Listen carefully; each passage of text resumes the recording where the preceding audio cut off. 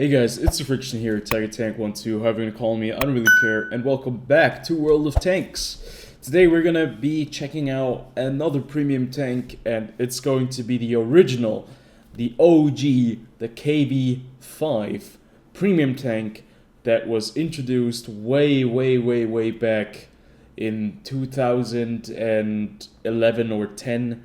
That was with the M6, the Mutant M6, which you were able to pre-order.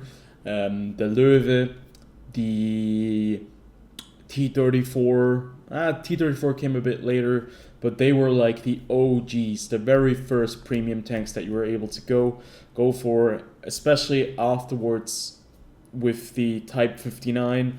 And this tank has only been sold once, I think, in 5 years, and that was in 2015. They sold it once. They have never sold it again. I don't think you were able to get this via boxes or anything. This is a rare premium tank, a very unique one as well.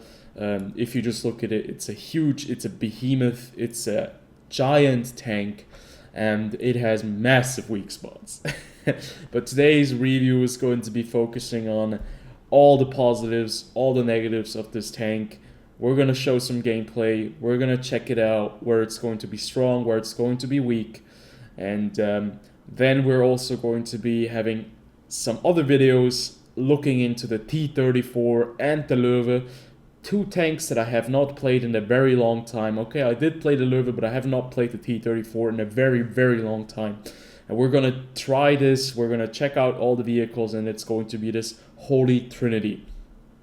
So that's what I'm going to be calling those reviews, at least. Well, just in my mind.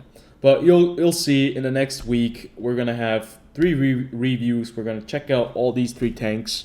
And yeah, let's get right into it. So the KV-5, if you look at it right here, it's basically a giant vehicle. Very unique looking as well. It's basically a KV-2 on crack, if you can call it like that. On crack, on meth, on everything.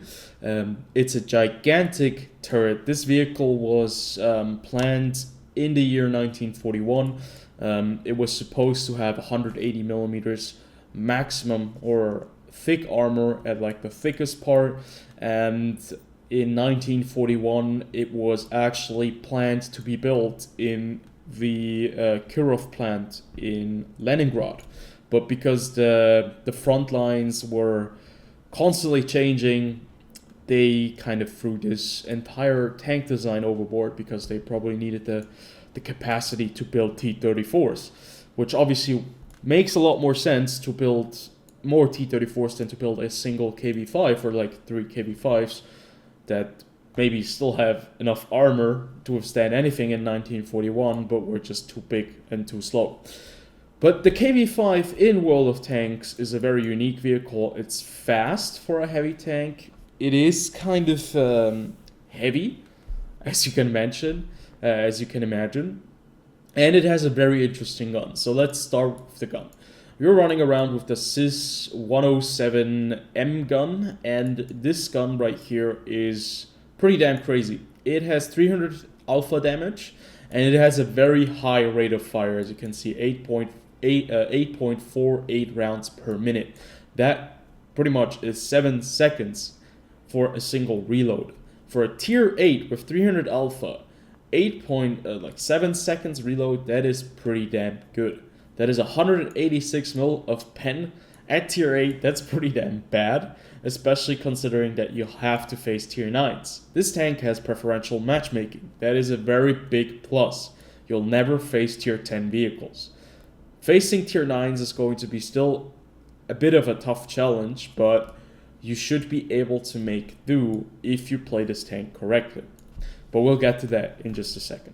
So you have like the 7-second reload time, 300 alpha, 186 pen, which is subpar.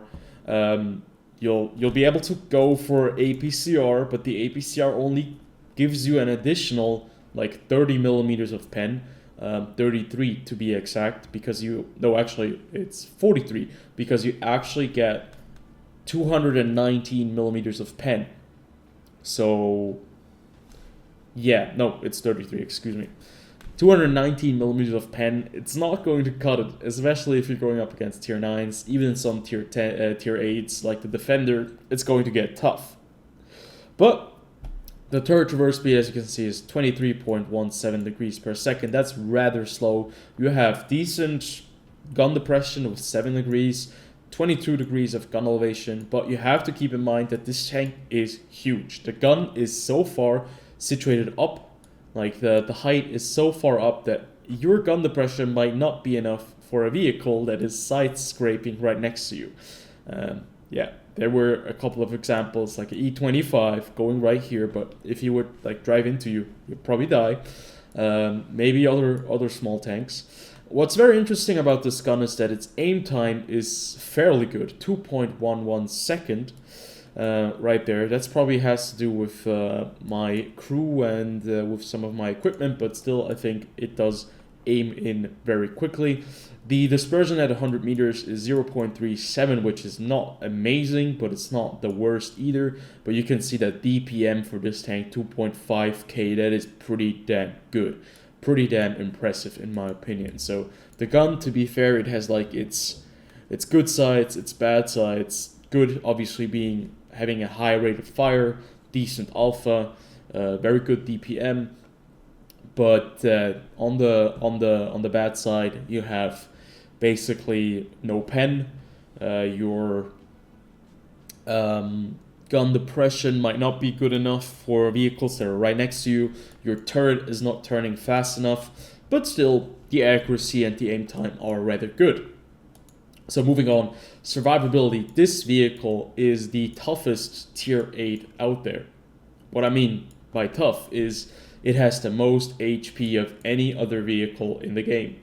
1780, that is the most HP at tier 8. There is basically no other vehicle that has more HP than this vehicle. And if you add on top of that, like the... what was it called? The improved hardening, getting yourself 10% more HP, which would be basically, wait, let's just see what would happen if we put like that on.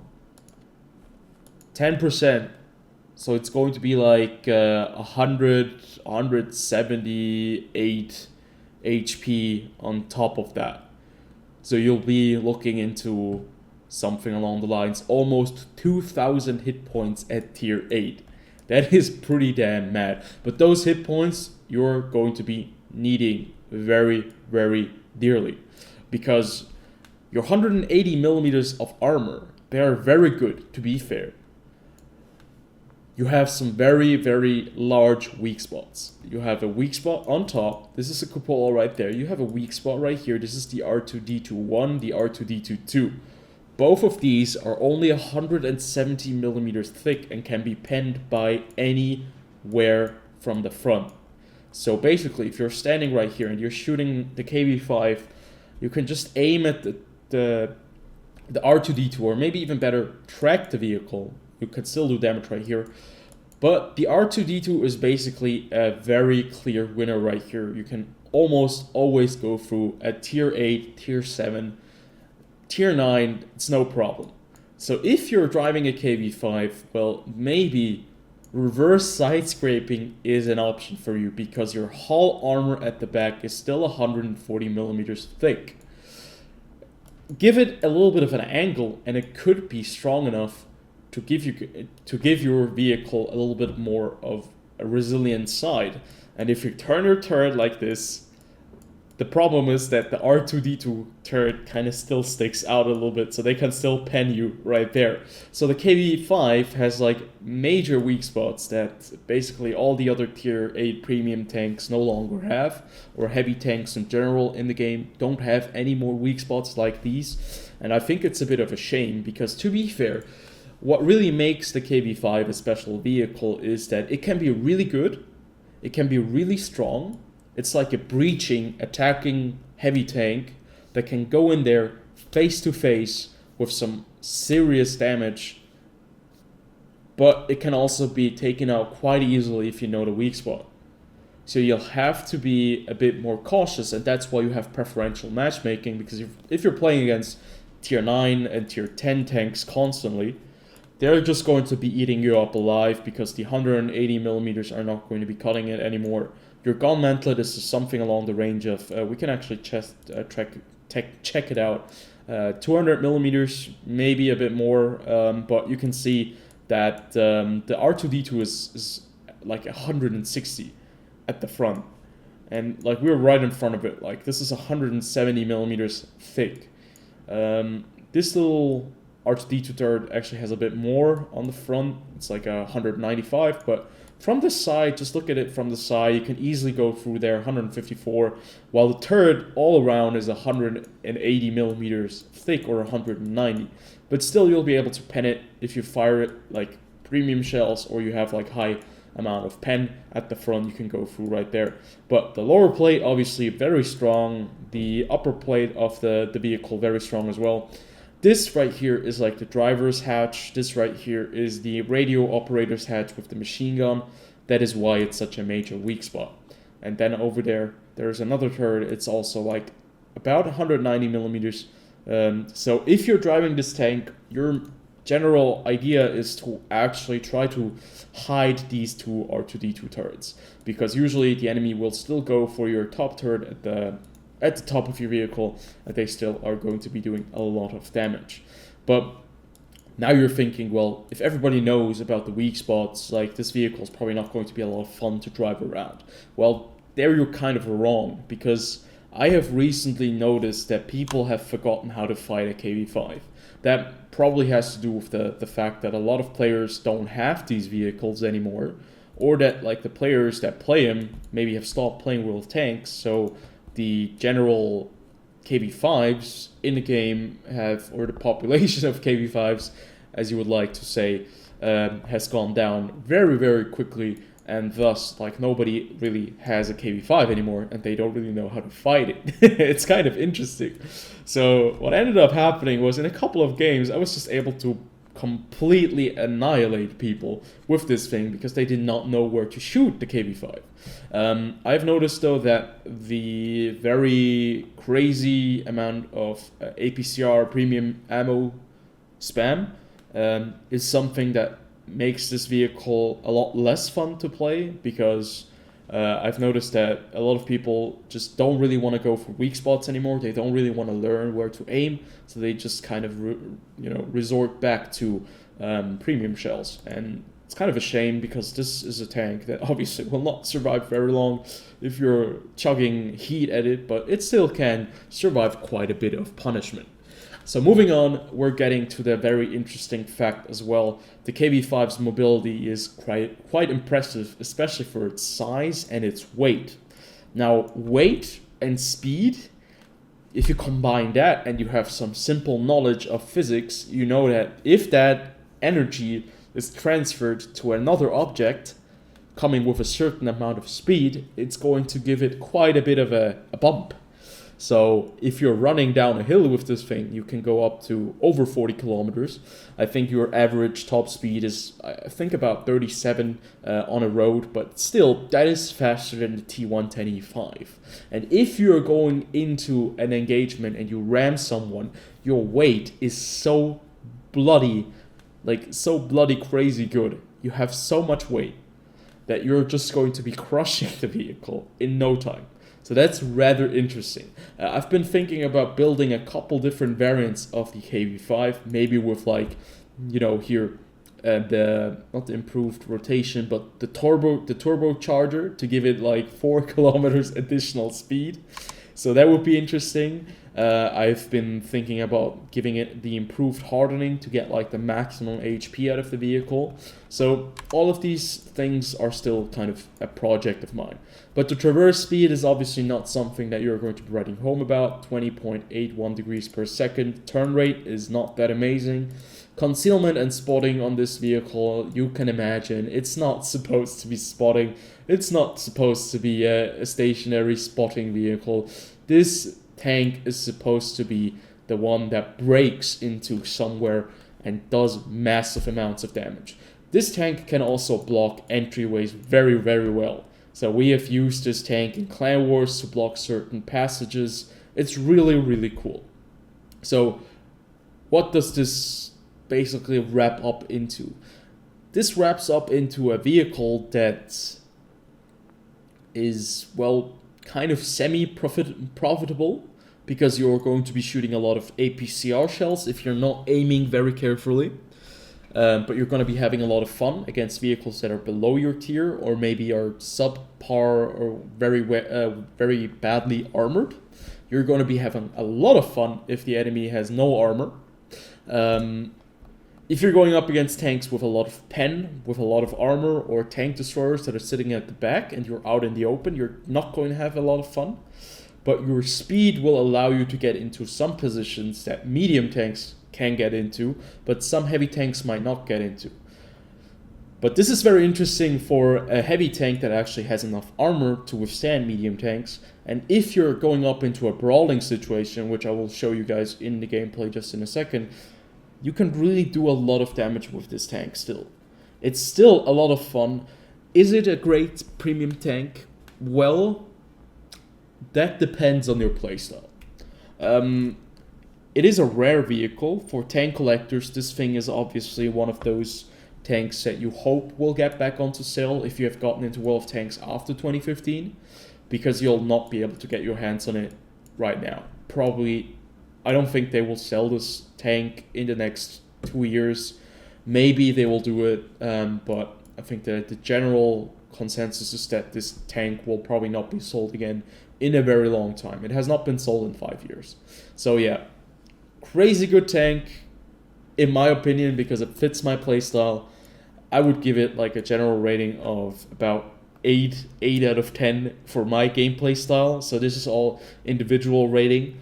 But yeah, it certainly has some issues going up against certain tanks, especially now with the crazy tier 8 vehicles that are just, you know, that just have like massive amounts of pen, like the Defender, or like a lot of armor like the Defender, or like the SU-130 PM that just spams heat all day long, and all that kind of stuff will kind of give you a bit of a slap in the face. But it's a fun tank. This is something that you cannot say about some other premium tanks. This is a fun tank. It's really a lot of fun. It's like one of those tanks that was introduced into the game that was supposed to be fun to play in a certain style, and that is always and still is fun if you play it like that. It's like the complete KV line is fun to play. That's why the KV-85 with this 120mm gun was fun to play. That's why the KV-1S, which was the KV-85 back then, was fun to play, because it was completely overpowered and broken. That's why the KV-2 is still fun to play, because it's unique. And yeah, it's a very unique tank, so that's why I'm giving it an 8 out of 10. So let's jump into some gameplay. I've talked enough. Let's go over and check this vehicle out in action. Okay, I just checked like the footage before. It's like 18 minutes long, and man, I just make the videos too long. Okay, we're gonna check that the next time around. I'm gonna be shortening the video a little bit, but still, yeah, we're going to be checking out the gameplay that I had in Ruinberg, and you can see we're playing against some tier 9s, mostly tier 8s and tier 7 vehicles. This is like the perfect matchup for this vehicle. To be fair, perfect would be against mostly tier 8s and some tier 7s, maybe some tier 6 thrown in there just for good measure, but you know, fighting against those tier 9s and just like 4 of them, that's not too bad. You can still do the art how to play, like you can still play this tank aggressively if you want to do it in this kind of scenario. So that's exactly what we're going to be doing. You can see that it's a massive tank. This is the T-34 right next to us, and the KV-5. It's magnificent. Look at it. It's a beautiful vehicle. It's beautiful. It's huge. It has my Canada flag on the side, and I just bumped into the T-34 because I was not paying attention. And you can see right there, there's an Object 705, a T-29, a P-43 Ter. So general speaking, like not something we want to be in front of, especially the Object 705. And that is why I decided to, you know, fall back in the end, because it's a tank we cannot pen with our measly 186 millimeters of pen. unless we want to use premium shells, and that is even not going to be a guaranteed pen from the front at the weak spot. So what we decide to do right here is we go over to the corner, and we're going to be using our HP and our tank a little bit more as an aggressive vehicle, because this tank does best in close quarter combat. It has very good aim time, the accuracy is not the greatest, but it's good enough. So what we see right here is a VK705-01K, and since we are just as large as the tank, maybe even bigger in the profile, we can just go for the weak spot up there. So cupola is always a good spot to shoot tanks, even with 187 millimeters or 80, what was it, 89? I'm not sure. Even with 186 millimeters of pen, you're going to be able to go right through there. So this is where the KV-5 is going to be shining. Did you see the rate of fire? 7 seconds per shot, 300 damage. We're behind the T26E5. We're just going to do this again and again and again.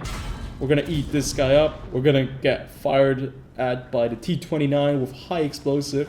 But we have 1,780 damage, HP, excuse me. We don't care about that kind of stuff.